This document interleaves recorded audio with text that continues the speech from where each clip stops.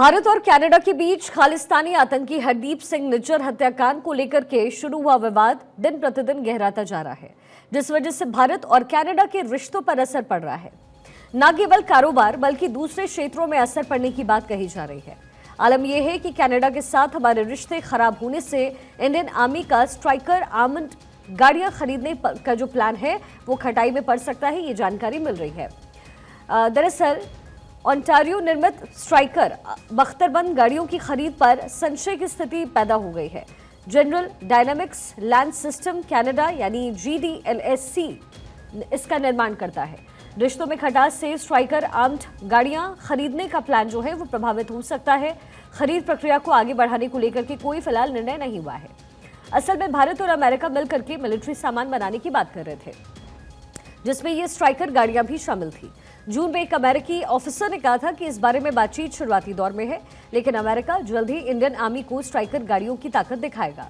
मगर कनाडा से रिश्ते बिगड़ने के बाद अब इस डील पर संशय के बादल छा गए हैं। सूत्रों का कहना है कि अब इस पूरे मामले में आगे कोई बात नहीं हुई है और न ही गाड़ियां खरीदने को लेकर के कोई फैसला लिया गया। पिछले एक साल से कनाडा की इन गाड़ियों को भारत को बेचने की पुरजोर कोशिशें लगातार हो रही थी।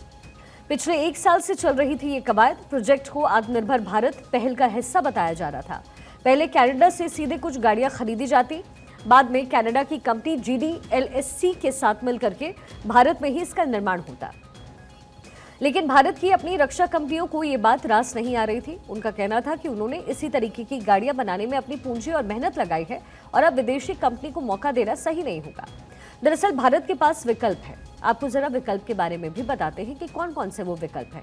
भारत में बनी बेहतरीन आर्म्ड गाड़ी व्हील्ड आर्म्ड प्लेटफॉर्म, जिसे WHAP के नाम से जाना जाता है, वो है। DRDO और टाटा एडवांस सिस्टम लिमिटेड ने मिलकर के इसको बनाया है।